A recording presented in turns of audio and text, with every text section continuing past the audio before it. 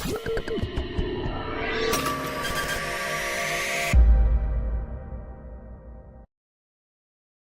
Children, இப்போ பார்க்க போகிற வீடியோ உங்களுக்கு பிடிச்சிருந்ததுன்னா லைக் பண்ணுங்கள், ஷேர் பண்ணுங்கள், கமெண்ட் பண்ணுங்கள், மறக்காமல் ஹைப் பண்ணுங்கள்.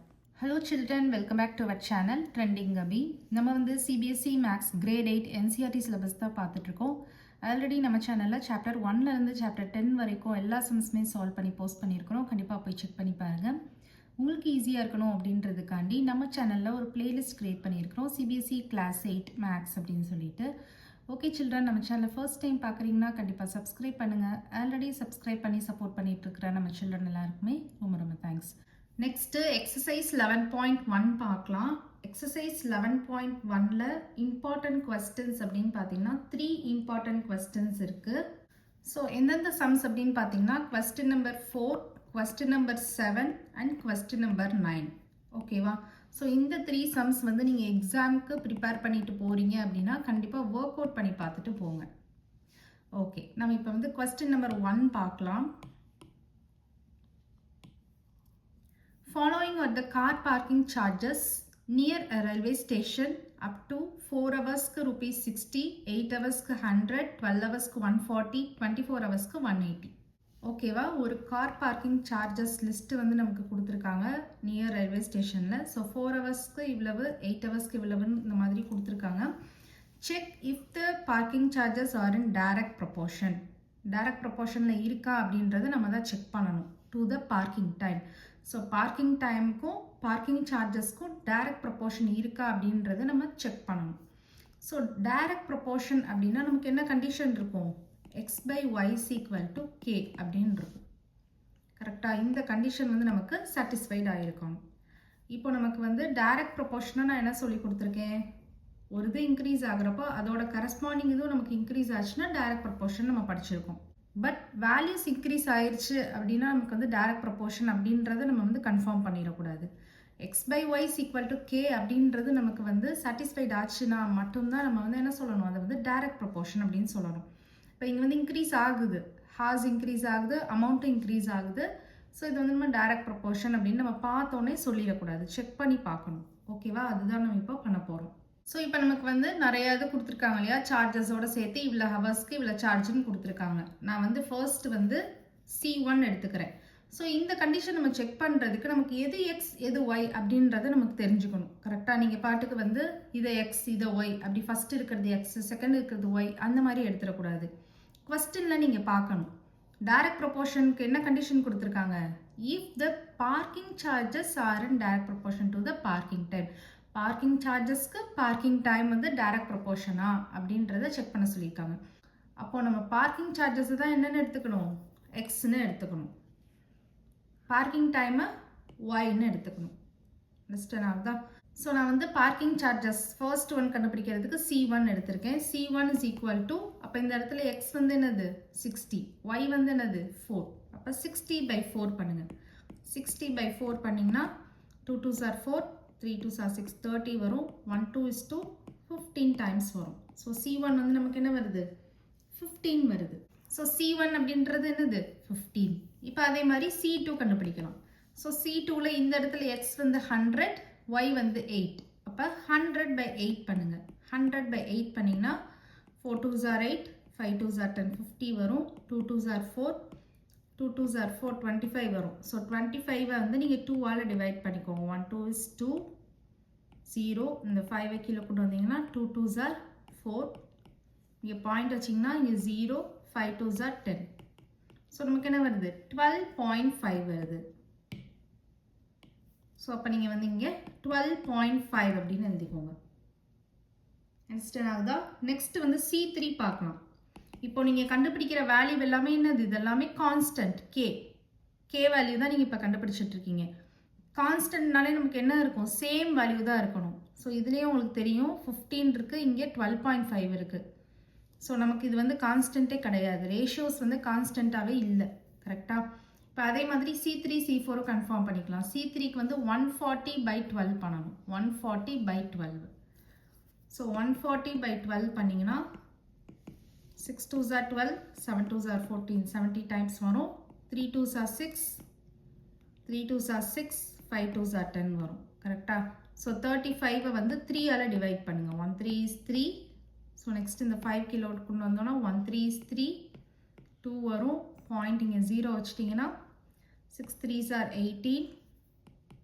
அகைன் நீங்கள் வந்து 2 வரும், திருப்பி 0 போட்டிங்கன்னா 6 3s are 18. இந்த மாதிரி நமக்கு போயிட்டே இருக்கும். பட் நமக்கு வந்து எப்படி இருக்குது, 11.66 இருக்குது. ஸோ இந்த இடத்துல நீங்கள் ரவுண்டிங் ஆஃப் பண்ணுறப்ப என்ன ஆயிரும், 11.67. 5க்கு மேலே இருந்தால் நம்ம நெக்ஸ்ட் நம்பர் போட்டுருவோம் இல்லையா. ஸோ 11.67 அப்படின்னு போட்டுடலாம். ஸோ இதுவும் பார்த்தீங்கன்னா கே ஈக்குவலாகவே இல்லை. ஸோ C4 கண்டுபிடிங்க. C4 என்ன இருக்குது, 180/24. ஸோ 180/24 போட்டிங்கன்னா 12 times 2 டேபிளில் 90 times 6 times 45 times. ஸோ 45 வந்து 6ஆல் நீங்கள் டிவைட் பண்ணி பாருங்கள். 7 6 are 42.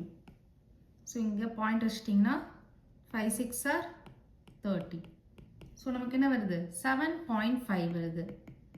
ஸோ இந்த இடத்துல நமக்கு வந்து கே எல்லாமே சேமாக இருக்கணும் கரெக்டாக. C1 is equal to C2 is equal to C3 is equal to C4 அந்த மாதிரி இருந்தால் தான் டைரக்ட் ப்ரொபோர்ஷன். ஆனால் நமக்கு இங்கே எப்படி இருக்குது, C1 is not equal to C2, C2 is not equal to C3, C3 is not equal to C4. எதுவுமே ஈக்குவலாக இல்லை. therefore அப்போ என்ன எழுதிடலாம், therefore parking charges are not in direct proportion, are not in direct proportion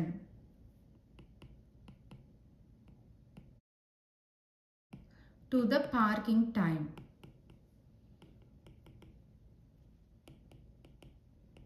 understand ஆகுதா. So நீங்கள் வந்து just நமக்கு வேல்யூஸ் இன்க்ரீஸ் ஆகுது, ஒரு இதோட வேல்யூ இன்க்ரீஸ் ஆகுது, இன்னொரு இதுவும் இன்க்ரீஸ் ஆகுது, அதோட கரஸ்பாண்டிங் இதுவும் இன்க்ரீஸ் ஆகுது அப்படின்னா நீங்கள் இந்த டைரக்ட் ப்ரொபோர்ஷன் அப்படின்னு கண்ணை மூடிட்டு சொல்லிடக்கூடாது. நமக்கு வந்து என்ன கண்டிஷன் இருக்கணும், x/y = k-ஆக இருக்கணும், கான்ஸ்டண்ட்டாக இருக்கணும், அந்த ரேஷியோஸ் எல்லாமே ஒரே மாதிரியாக இருக்கணும் வேல்யூஸ் வந்து. அப்படி இருந்தால் மட்டும்தான் நமக்கு என்ன சொல்லுவோம், டைரக்ட் ப்ரொபோர்ஷன் சொல்லுவோம். அதுதான் இங்கே செக் பண்ணியிருக்கோம். C1 பார்த்தீங்கன்னா 15 வருது, C2 வந்து 12.5 வருது, C3 பார்த்தீங்கன்னா 11.67 வருது, C4 பார்த்தீங்கன்னா 7.5 இருக்குது. ஸோ இதில் எதுவுமே வந்து ஈக்குவலாக இல்லை. ஸோ இது எதுவுமே ஈக்குவலாக இல்லாதனால பார்க்கிங் சார்ஜஸ் வந்து are not in direct proportion to the parking time அப்படின்னு ஆன்சர் எழுதிடலாம். அண்டர்ஸ்டாண்ட் ஆகுது அந்த சம். ஸோ இன்னும் உங்களுக்கு கிளியராக சொல்லணும் அப்படின்னா இந்த இடத்துல நம்ம டிவிஷன் பண்ணி கண்டுபிடிச்சிருக்கோம் இல்லையா, இது எல்லாமே நமக்கு வந்து என்னென்னா சார்ஜஸ் பெர் ஹவர் கண்டுபிடிச்சிருக்கோம். சார்ஜஸ் பெர் ஹவர் ஒவ்வொரு கேட்டகரியிலையும் 1 ஹவருக்கு எவ்வளோ சார்ஜ் பண்ணுறாங்க அப்படின்றத கண்டுபிடிச்சிருக்கோம். அதாவது அவங்க கொடுத்துருக்கிற டேட்டா படி 4 ஹவருக்கு 60 சார்ஜ் பண்ணுறாங்கன்னா அப்போ 1 ஹவருக்கு எவ்வளோ சார்ஜ் பண்ணியிருப்பாங்க. இதே மாதிரி வாங்கினாங்கன்னா 1 ஹவருக்கு எவ்வளோ சார்ஜ் பண்ணியிருப்பாங்கன்னு பார்த்தா 15 rupees சார்ஜ் பண்ணியிருக்காங்க.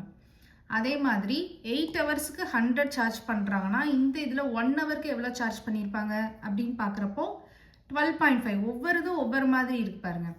இப்போ தேர்ட் ஒன் பார்த்தீங்கன்னா 12 ஹவர்ஸ்க்கு 140 சார்ஜ் பண்ணுறாங்கன்னா அப்போ 1 ஹவருக்கு எவ்வளோ சார்ஜ் பண்ணுறாங்க அப்படின்னு பார்க்குறப்போ 11.67 rupees சார்ஜ் பண்ணுறாங்க. இது எல்லாமே ருபீஸ். 15 rupees, 12.5 rupees, இங்கே வந்து 11.67 rupees. ஃபோர்த்து கேட்டகரி என்ன கொடுத்துருக்காங்க, 24 ஹவர்ஸ்க்கு 180 rupees வாங்குறாங்க அப்படின்னா 1 ஹவருக்கு எவ்வளோ சார்ஜ் பண்ணுறாங்கன்னு பார்த்தீங்கன்னா 7.5 rupees வந்து சார்ஜ் பண்ணுறாங்க.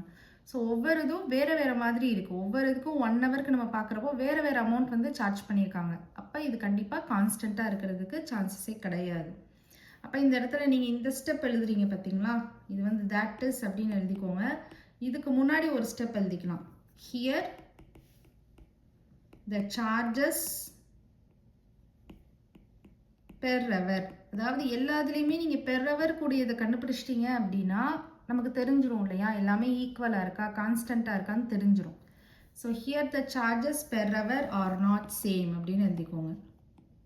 ஆர் நாட் சேம் அப்படின்னு எழுதிட்டு அதுக்கப்புறமா that is C1 is not equal to C2, C2 is not equal to C3, C3 is not equal to C4 அப்படின்னு போட்டு ஃபைனலாக இந்த ஸ்டெப் எழுதிருங்க. அண்டர்ஸ்டாண்ட் ஆகுதா உங்களுக்கு? ஸோ சார்ஜஸ் பெர் ஹவர் நீங்கள் எல்லா கேட்டகரியிலையும் கண்டுபிடிக்கிறோம். அது எல்லாமே வேறு வேறு மாதிரி இருக்கிறதுனால இது கண்டிப்பாக டைரக்ட் ப்ரொபோர்ஷன் கிடையாது அப்படின்றத சொல்லிடுறோம். ஓகேவா? ஓகே. Next, question number 2 பார்க்கலாம். A mixture of paint is prepared by mixing 1 part of red pigments with 8 parts of base அப்படின்னு சொல்றாங்க. ஒரு paint mixture வந்து prepare பண்றாங்க. இந்த paint mixture வந்து எப்படி mix பண்றாங்க அப்படின்னா 1 part வந்து red pigment எடுத்துக்கிறாங்கன்னா அதில் 8 parts வந்து base எடுத்துக்கிறாங்க. red pigment வந்து 1 part எடுத்துக்கிறாங்கன்னா 8 parts வந்து அதோட என்ன mix பண்றாங்க? base வந்து mix பண்றாங்க. In the following table, find the parts of base that need to be added. So, நம்ம இப்போ வந்து parts of red pigment கொடுத்துட்டாங்க. நம்ம பேஸோட parts வந்து கண்டுபிடிக்கணும். So, 1 பார்ட்டுக்கு வந்து 8 ஆட் பண்ணுறாங்க அப்படின்னா 4க்கு எவ்வளோ ஆட் பண்ணியிருப்பாங்க, 7க்கு எவ்வளோ ஆட் பண்ணியிருப்பாங்க, 12க்கு எவ்வளோ ஆட் பண்ணியிருப்பாங்க, 20க்கு எவ்வளோ ஆட் பண்ணியிருப்பாங்க அப்படின்றத நம்ம கண்டுபிடிக்கணும். ஸோ என்ன ஆகும்? இன்க்ரீஸ் தானே ஆகும். 1 பார்ட்டுக்கே 8 பார்ட்ஸ் ஆஃப் பேஸ் மிக்ஸ் பண்ணுறாங்க. அப்போ 4 பார்ட்ஸுக்குன்னு இருக்கிறப்போ அதிகமாக தானே நம்ம மிக்ஸ் பண்ணுவோம். 7ன்னு இருக்கிறப்போ இன்னும் அதிகமாக மிக்ஸ் பண்ணுவோம். 12ன்றப்போ இன்னும் அதிகமாக மிக்ஸ் பண்ணுவோம். 20ன்றப்போ அதுக்கு விடையும் அதிகமாக தான் மிக்ஸ் பண்ணுவோம். So parts of red pigment increase ஆக ஆக பார்ட்ஸ் ஆஃப் பேஸும் என்ன ஆகும்? இன்க்ரீஸ் ஆகிட்டே தான் போகும். அப்போ இது வந்து கண்டிப்பாக டைரக்ட் ப்ரொபோர்ஷன் தான். டைரக்ட் ப்ரொபோர்ஷனில் உங்களுக்கு ஒரு ஷார்ட்கட் மெத்தட் நான் வந்து சொல்லி கொடுத்துருக்கேன் ஆல்ரெடி வந்து இன்ட்ரடக்ஷன் பார்ட்டில். டேபிள்ஸில் வேல்யூ எப்படி கண்டுபிடிக்கிறது அப்படின்னு சொல்லிட்டு கிராஸ் ப்ராடக்ட் பண்ணணும் அப்படின்ற ஒரு கான்செப்ட் சொல்லி கொடுத்துருந்தேன்னா அதை நீங்கள் இங்கே ஃபாலோ பண்ணிக்கலாம். இந்த இடத்துல நீங்கள் வந்து ஒரு லெட் ஸ்டேட்மெண்ட் கூட எழுதிக்கலாம். இப்போ டைரக்ட் ப்ரொபோர்ஷன்னா என்ன கண்டிஷன் இருக்கும்? x by y is equal to constant. x by y is equal to k கான்ஸ்டண்ட்டாக இருக்கும். ஸோ இதுக்கு வந்து ஒரு லெட் ஸ்டேட்மெண்ட் எழுதிக்கோங்க. Let the ratio of parts of red pigment and parts of base be x by y அப்படின்னு எழுதிக்கோங்க. ஓகேவா? இப்போ நமக்கு என்ன தெரியும்? x by y we know that x by y is equal to k. So, இந்த இடத்துல here நீங்கள் ஒவ்வொரு இதையும் கண்டுபிடிக்கணும். இப்போ நமக்கு இங்கே வந்து இப்போ இதை வந்து நான் என்ன சொல்லி கொடுத்துருக்கேன் உங்களுக்கு? நீங்கள் x1 y1 x2 y2 அந்த மாதிரி எடுத்துக்கலாம்னு சொல்லியிருக்கேன்னா டைரக்ட் ப்ரொபோர்ஷன் அப்படின்னா. ஸோ இதை நீங்கள் x1 y1 எடுத்துக்கிட்டீங்க அப்படின்னா so x1 by y1 is equal to 1 by 8 is equal to constant. கரெக்டாக x1 அப்படின்றது 1, y1ன்றது 8. இதே மாதிரி நீங்கள் x2, y2, x3, y3 இதெல்லாம் கண்டுபிடிக்கலாம். ஓகேவா? இப்போ அதுதான் பண்ண போகிறோம். ஓகே, இப்போ அதே மாதிரி நெக்ஸ்ட் வந்து நம்ம y2 கண்டுபிடிக்கணும். ஸோ வென் x2 நமக்கு வந்து என்ன கொடுத்துருக்காங்க? 4 கொடுத்துருக்காங்க. இந்த டேப்லெட் காலமில் பாருங்கள். இது x1, இது x2, இது x3, இது x4, இது x5. அதே மாதிரி இது வந்து y1, அப்போனா இது y2, y3, y4, y5 இப்படி எழுதிக்கலாம் நம்ம சொல்லியிருந்தோம் ஆல்ரெடி இன்ட்ரடக்ஷன் பார்ட்டில். ஸோ நம்ம இப்போ வந்து x2 கொடுத்துருக்காங்க, y2 கண்டுபிடிக்க போகிறோம். x2 வந்து நமக்கு என்ன கொடுத்துருந்தாங்க? 4 கொடுத்துருந்தாங்க. ஸோ y2 வந்து நம்ம கண்டுபிடிக்கணும். கரெக்டாக? ஸோ நமக்கு இங்கே வந்து பார்த்தீங்கன்னா 1 பார்ட்டுக்கு 8 பார்ட், 1 பார்ட்டுக்கு 8 பார்ட். அப்போ 4 பார்ட்டுக்கு எவ்வளவுன்றதான் கண்டுபிடிக்கணும். அதுதான் y2. இப்போ நீங்கள் கிராஸ் ப்ராடக்ட் பண்ணுங்கள். So y2 8 4s are 32. அப்போ y2ஓட வேல்யூ என்னது? 32. அதே மாதிரி நீங்கள் x3 கண்டுபிடிக்கலாம். when x3 is equal to டேப்லர் காலமில் போய் பாருங்கள். x3ஓட வேல்யூ என்னது? x3ஓட வேல்யூ 7. அப்போ y3ஓட வேல்யூ கண்டுபிடிக்கணும். x3 வந்து 7 அப்படின்னா y3 எவ்வளவு அப்படின்றது கண்டுபிடிக்கணும். ஸோ நமக்கு தெரியும் கான்ஸ்டண்ட்டாக அந்த ஃபர்ஸ்ட் இதை வச்சு தான் நம்ம கம்பேர் பண்ணிகிட்டே இருப்போம். 1 பார்ட்டுக்கு 8 பார்ட் அப்படின்னா 7 பார்ட்டுக்கு எவ்வளவு அப்படின்றத பார்க்கணும். அப்போ y3 is equal to 8 7s என்ன வரும்? 56. அப்போ y3ஓட வேல்யூ வந்து 56. அதே மாதிரி y4 கண்டுபிடிக்க போகிறோம். So when x4 is equal to x4 tablet காலமில் என்ன இருக்குது? x4 வந்து 12 இருக்குது. ஸோ x4 வந்து 12 அப்படின்னா y4 வந்து என்னது அப்படின்றத கண்டுபிடிக்கணும். ஸோ அதே தான் 1 பார்ட்டுக்கு 8னா 12 பார்ட்ஸுக்கு எவ்வளவு? ஸோ நமக்கு வந்து இதுதான் y4. கரெக்டா? அப்போ y4 is equal to 8 12s என்ன வரும்? 96 வரும். ஸோ 96 தான் ஆன்சர். கரெக்டா? அதே மாதிரி x5 கண்டுபிடிக்கணும். So when x5 is equal to x5 value என்ன கொடுத்துருக்காங்க? 20 கொடுத்துருக்காங்க. x5 வந்து 20 அப்படின்னா y5 வந்து என்னன்னு கண்டுபிடிக்கணும். அதே மாதிரி தான் நம்ம கிராஸ் ப்ராடக்ட் பண்ண போகிறோம். 1 பார்ட்டுக்கு 8 பார்ட் அப்படின்னா 20 பார்ட்டுக்கு எவ்வளவு? So y5 is equal to 8 into 20 என்ன வரும்? 160 வரும். அண்டர்ஸ்டாண்ட் ஆகுதா? இப்போ ஃபைனல் ஆன்சரை நீங்கள் வந்து ஒரு டேப்லர் காலமாகவே அவங்களுக்கு நீங்கள் ப்ரெசென்ட் பண்ணிடலாம். Parts of red pigment, parts of base.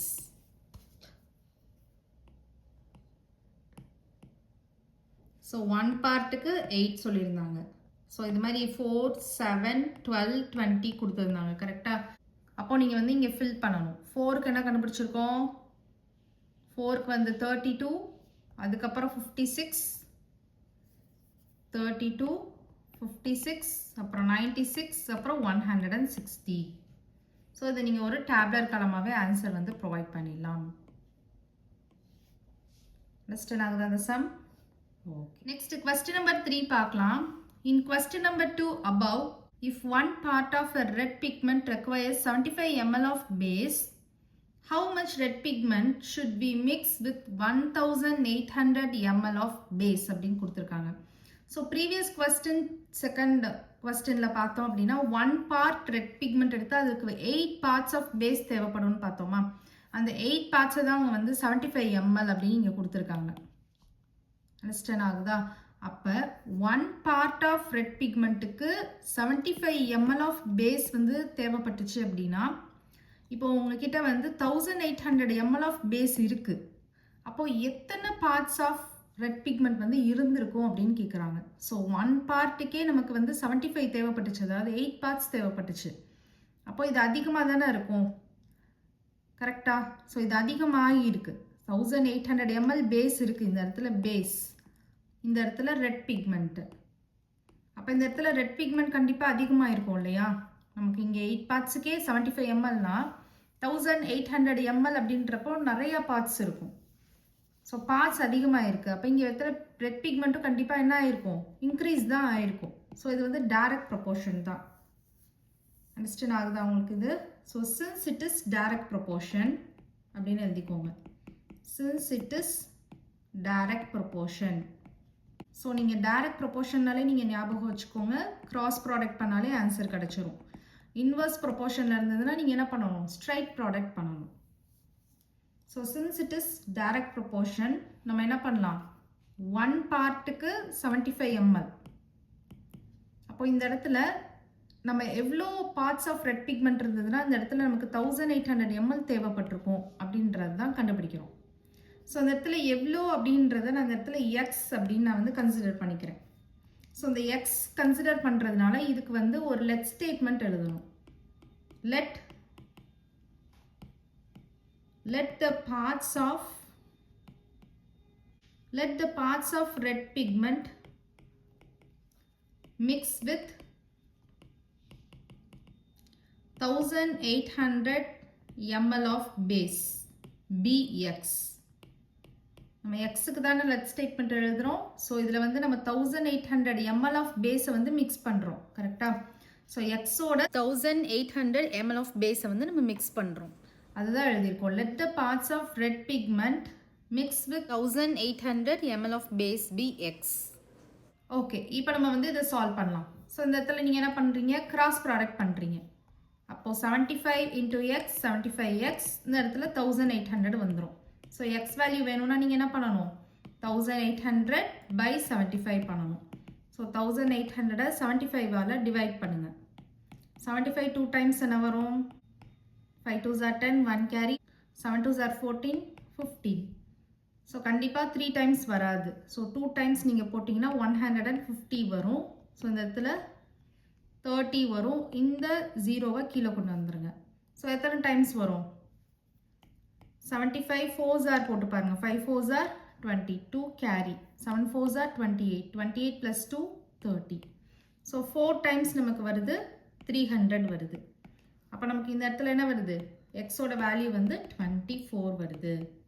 So 24 parts of red பிக்மெண்ட்டுக்கு வந்து 1800 ml ஆஃப் பேஸ் வந்து தேவைப்படுது. அண்டர்ஸ்டாண்ட் ஆகுதா? உங்களுக்கு ரெட் பிக்மெண்ட் வந்து பார்ட்ஸில் தான் கொடுத்துருக்காங்க. கரெக்டாக நீங்கள் கொஸ்டின்லேயே பாருங்கள், ரெட் பிக்மெண்ட் வந்து பார்ட்டில் தான் கொடுத்துருக்காங்க. 1 part ஆஃப் ரெட் பிக்மெண்ட்டுக்கு 75 ml ஆஃப் பேஸ் வந்து தேவைப்படுது அப்படின்னு சொல்லியிருக்காங்க. அப்போ 1800 ml ஆஃப் பேஸுக்கு எவ்வளோ ரெட் பிக்மெண்ட் அப்படின்னு வர்றப்போ நீங்கள் என்ன பண்ணணும்? 75x is equal to 1800. So X is equal to நீங்கள் பண்ணிங்கன்னா 24 கிடைக்கும். இதை டிவைட் பண்ணிங்கன்னா அப்போ ஃபைனல் ஆன்சர் நீங்கள் எழுதிடலாம். Hence with base 1800 ml 1800 ml base இருந்துச்சு அப்படின்னா எத்தனை பார்ட்ஸ் ஆஃப் ரெட் பிக்மெண்ட் நமக்கு யூஸ் பண்ணணும்? 24 parts of red pigment. 24 parts red pigment should be mixed. Should be mixed. Understand how the sum? Okay. Next question number 4 பார்க்கலாம். இது வந்து important question listல இந்த sum சொல்லியிருந்தேன் இல்லையா? Question number 4. ஸோ இது ரொம்பவே important. ஸோ skip பண்ணாமல் watch பண்ணுங்க. A machine in a soft drink factory fills 840 bottles in 6 hours. How many bottles will it fill in 5 hours அப்படின்னு கேட்குறாங்க. ஸோ ஒரு மிஷின், ஒரு ட்ரிங்க்ஸ், அந்த சாஃப்ட் ட்ரிங்க்ஸ் ஃபேக்ட்ரியில் ஒரு மிஷின் இருக்குது. அந்த ஃபேக்ட்ரியில் வந்து பார்த்தீங்கன்னா 840 பாட்டில்ஸ் வந்து 6 ஹவர்ஸில் வந்து ஃபில் பண்ணுது. அப்போது 5 ஹவர்ஸில் எத்தனை பாட்டில்ஸ் ஃபில் பண்ணியிருக்கோம் அப்படின்னு கேட்குறாங்க. ஓகேவா? அந்த 840 அப்படின்றது பாட்டில்ஸ், இது வந்து ஹவர்ஸ்.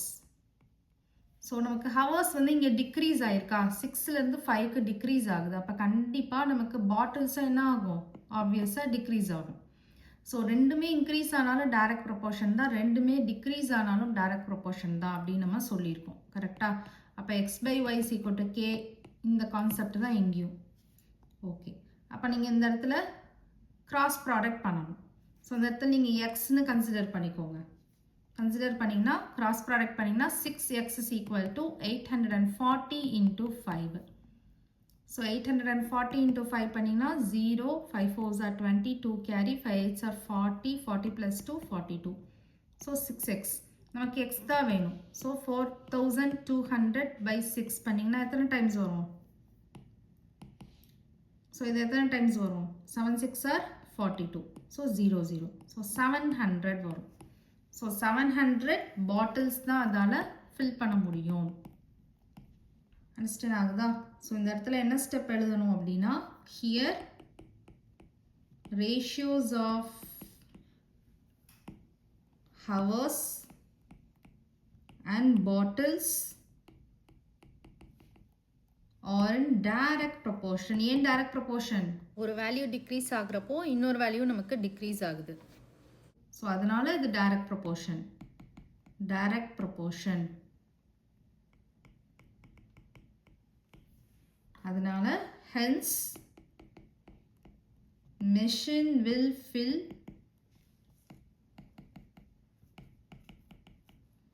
700 bottles in 5 hours அப்படின்னு எழுதிக்கோங்க. அண்டர்ஸ்டாண்ட் ஆகுது அந்த சம்? ரொம்பவே சிம்பிள் தான், ப்ளஸ் இது இம்பார்ட்டன்ட் சம் கூட. ஓகே, நெக்ஸ்ட் கொஸ்டின் நம்பர் 5 பார்க்கலாம். A photograph of a bacteria enlarged 50,000 times attain a length of 5 cm as shown in the diagram. What is the actual length of this bacteria? ஒரு question கேட்டிருக்காங்க. இன்னொரு question வந்து if the photograph is enlarged 20,000 times only, what would be its enlarged length அப்படின்னு கேட்டிருக்காங்க. So இங்கே நமக்கு ஒரு பாக்டீரியாவோட photograph கொடுத்துருக்காங்க இல்லையா, இதை வந்து என்லார்ஜ் பண்ணியிருக்காங்க. ஆக்சுவலாக ஜூமிங் பண்ணியிருக்காங்க, 50 டைம்ஸ் பண்ணியிருக்காங்க. 50 டைம்ஸ் பண்ணாதான் இந்த பாக்டீரியா வந்து நமக்கு ஒரு 5 சென்டிமீட்டர் லென்த்துக்கே கிடச்சிருக்கு இந்த ஃபிகரில் இருக்கிற மாதிரி. அப்போ இதோட ஆக்சுவல் லென்த் என்னதான் இருக்கும் அப்படின்றது கேட்குறாங்க. First question. One more question என்ன கேட்குறாங்கன்னா, இதே ஃபோட்டோகிராஃபை 20,000 மட்டுமே என்லார்ஜ் பண்ணியிருந்தாங்க அப்படின்னா அப்போது எவ்வளோ என்லார்ஜ் லென்த், அப்போது எவ்வளோ லென்த்தில் நமக்கு இதே பாக்டீரியா வந்து கிடச்சிருக்கும் அப்படின்றது கேட்குறாங்க. ஃபஸ்ட்டு வந்து நம்ம வந்து ஆக்சுவல் லென்த்து கண்டுபிடிச்சிடலாம். ஸோ இந்த இடத்துல வந்து நீங்கள் டைரக்ட் ப்ரொபோர்ஷனா இன்டைரக்ட் ப்ரொபோர்ஷனான்னு ஃபஸ்ட்டு கண்டுபிடிச்சிக்கோங்க. இப்போ 50,000 டைம்ஸ் வந்து இன்க்ரீஸ் பண்ணுறாங்க அப்படின்னா நமக்கு எவ்வளோ சென்டிமீட்டர் கிடைக்கிது? 5 சென்டிமீட்டர் லென்த்தில் நமக்கு வந்து ஒரு ஃபோட்டோகிராஃப் வந்து கிடைக்கிது. இதே இது 20,000 தான் என்லார்ஜ் பண்ணியிருக்காங்க அப்படின்னா ஸோ கண்டிப்பாக இதை விட கம்மியாக தானே கிடைக்கும். ஸோ இது வந்து நம்ம இங்கே இது டிக்ரீஸ் ஆச்சுன்னா ஆட்டோமேட்டிக்காக இந்த லென்த்தும் டிக்ரீஸ் ஆகும். ஸோ ரெண்டுமே டிக்ரீஸ் ஆகுது. அப்போ இது கண்டிப்பாக இட் இஸ் டைரக்ட் ப்ரொபோர்ஷன் தான்.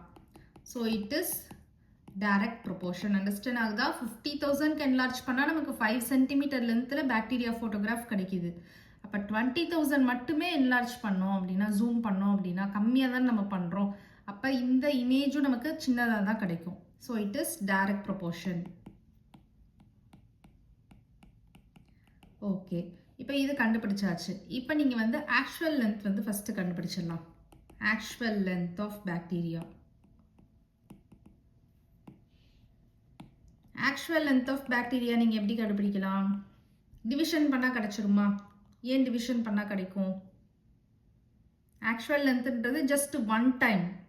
கரெக்டாக 20,000 டைம் 50,000 டைம் கிடையாது. ஆக்சுவல் லென்த்ன்றது ஜஸ்ட் ஒன் டைம். 20,000 டைம்ஸ் கிடையாது, 50,000 டைம்ஸ் கிடையாது. ஸோ ஒன் டைமுக்கு கண்டுபிடிக்கிறீங்க. ஸோ 50,000 டைமுக்கு நமக்கு வந்து 5 சென்டிமீட்டரில் கிடைக்கிது அப்படின்னா ஒன் டைமுக்கு எவ்வளோ அப்படின்னா நீங்கள் என்ன பண்ணுவீங்க? இதுவும் நீங்கள் கிராஸ் ப்ராடக்ட் கூட பண்ணிக்கலாம். இந்த மாதிரி பண்ணுங்கள். பண்ணிங்கன்னா என்ன வரும்? 50,000x is equal to 5. So x is equal to 5 by 50,000. Understand ஆகுதா உங்களுக்கு? ஸோ அப்போ நம்ம வந்து இதை கேன்சல் பண்ணிங்கன்னா 1 by 10,000 கிடைக்கும். 1 by 10,000 என்ன பண்ணலாம்? 1 into 10 to the power of minus 4 zeros இருக்குது. கரெக்டாக? ஸோ 4 அப்படின்னு போட்டுக்கலாம். ஸோ இதுதான் நமக்கு அந்த ஆக்சுவல் பாக்டீரியாவோட சைஸ், ஆக்சுவல் பாக்டீரியாவோட லென்த். ஓகே, இப்போ நம்ம வந்து ஆக்சுவல் லென்த் கண்டுபிடிச்சாச்சு. இப்போ அதுக்கடுத்து நம்ம என்ன கண்டுபிடிக்க போகிறோம்? 20,000 மட்டுமே என்லார்ஜ் பண்ணோன்னா எவ்வளவு அப்படின்றது கண்டுபிடிக்க போகிறோம். ஸோ 50,000க்கு நீங்கள் என்லார்ஜ் பண்ணிங்கன்னா 5 சென்டிமீட்டரில் கிடைக்கிது. அதே இதை வந்து 20,000க்கு நம்ம பண்ணுறோம் அப்படின்னா எவ்வளோ கிடைக்கும்? இதை நான் வந்து எக்ஸ்னு வச்சுக்கிறேன். ஸோ இந்த இடத்துல வந்து இது வந்து என்னது? லென்த். டேப்லர் காலம் போட்டோன்னா இது லென்த், இது வந்து enlarged times. So 50,000 times enlarge பண்ணோன்னா 5, 20,000னா எவ்வளவு அப்படின்றப்போ நம்ம என்ன பண்ணணும்? டைரக்ட் ப்ரொபோர்ஷன்றனால கிராஸ் ப்ராடக்ட் பண்ணுறோம். So 50,000 x is equal to, இதை நீங்கள் மல்டிப்ளை பண்ணிங்கன்னா 5 2s are 10, அப்புறமா 4 zeros இருக்குது.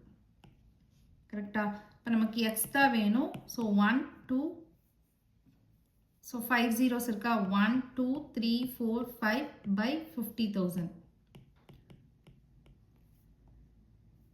ஸோ நமக்கு வந்து 4 zeros கட் பண்ணலாம். அதே மாதிரி இங்கேயும் நம்ம வந்து 4 zeros கட் பண்ணலாம். 10 by 5 வரும். இது அகைன் கட் பண்ணுறப்ப 2 வரும். So x is equal to என்னது? 2 சென்டிமீட்டர். அப்போ 2 சென்டிமீட்டர் அளவில் வந்து நமக்கு அந்த ஃபோட்டோகிராஃப், பாக்டீரியாவோட ஃபோட்டோகிராஃப் வந்து கிடைக்கும். ஒன்ஸ் அகைன் சொல்கிறேன் இந்த சம். ஸோ இந்த இடத்துல வந்து பார்த்தீங்கன்னா நமக்கு இங்கே ஒரு பாக்டீரியாவோட ஃபோட்டோகிராஃப் வந்து காமிச்சிருக்காங்க. ஒரு என்லார்ஜ்டு பிக்சர்.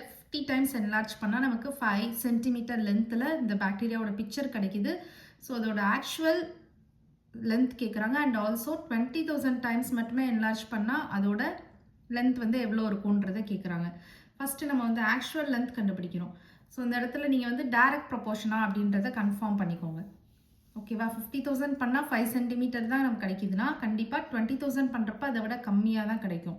ஸோ இது வந்து ஒரு டைரக்ட் ப்ரொபோர்ஷன் தான் பண்ணியாச்சு, கன்ஃபார்ம் பண்ணியாச்சு. அதுக்கப்புறமா நம்ம ஆக்சுவல் லென்த் ஆஃப் பாக்டீரியா கண்டுபிடிக்கிறோம். அதையும் நீங்கள் இங்கே கொடுத்துருக்கிற டேட்டா வச்சே கண்டுபிடிக்கலாம். 50,000 ஆக்சுவல் லென்த்னா என்னது? One time. அதுதான் ஆக்சுவல் லென்த். ஸோ 50,000க்கு 5னா அப்போ ஒன் டைம் மட்டுமே இருக்குது அப்படின்னா அதுக்கு நீங்கள் எவ்வளவுன்றதை கண்டுபிடிக்கணும். ஸோ அதை எக்ஸ்ன்னு வச்சுக்கிறேன். இப்போ இது டைரக்ட் ப்ரொபோர்ஷன்றனால கிராஸ் ப்ராடக்ட் பண்ணுறோம். கிராஸ் ப்ராடக்ட் பண்ணிங்கன்னா 50,000 x is equal to 5. So x is equal to 5 by 50,000. So இதை கேன்சல் பண்ணிங்கன்னா 1 by 10,000 வரும். இதை வந்து நான் இந்த மாதிரி எழுதிக்கிறேன்.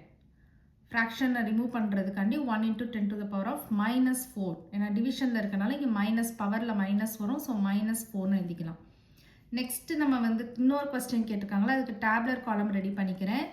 ஸோ டேப்லர் காலம் இந்த மாதிரி ரெடி பண்ணிவிட்டு என்லார்ஜ்டு டைம்ஸு லென்த்து 50,000 என்லார்ஜ் பண்ணால் 5 சென்டிமீட்டர் லென்த் கிடைக்கிது. அப்போ 20,000க்கு எவ்வளோ அப்படின்னு கண்டுபிடிச்சோன்னா ஸோ இது டைரக்ட் ப்ரொபோர்ஷன்றனால கிராஸ் ப்ராடக்ட் பண்ணுறோம். So 50,000 x is equal to இதை நீங்கள் மல்டிப்ளை பண்ணிங்கன்னா நமக்கு என்ன வருது? So 50,000 x is equal to இது ரெண்டையும் மல்டிப்ளை பண்ணிங்கன்னா 1 lakh வரும். ஸோ எக்ஸ் வேணும். So X is equal to இதை போட்டுட்டு இதை டிவிஷனில் கொண்டு வந்துடுங்க. கொண்டு வந்துட்டிங்கன்னா ஜீரோஸ் இங்கே ஒரு 4 zeros இருக்கனால 4 zeros மட்டும் கேன்சல் பண்ணிட்டீங்கன்னா அதுக்கப்புறம் நமக்கு 10/5 வருது. அதையும் நீங்கள் கட் பண்ணிங்கன்னா 2 கிடச்சிரும். 2ன்றது என்னது? சென்டிமீட்டர். Unit important. அப்போ 2 சென்டிமீட்டர் லென்த்தில் தான் நமக்கு அந்த பாக்டீரியாவோட ஃபோட்டோகிராஃப் வந்து கிடைக்கும். அண்டர்ஸ்டாண்ட் ஆகுதா? Okay. Okay children, next sum next வீடியோவில் பார்க்கலாம். இந்த வீடியோ உங்களுக்கு பிடிச்சிருந்ததுன்னா லைக் பண்ணுங்கள், ஷேர் பண்ணுங்கள், நம்ம சேனலை சப்ஸ்கிரைப் பண்ணுங்கள். Bye children.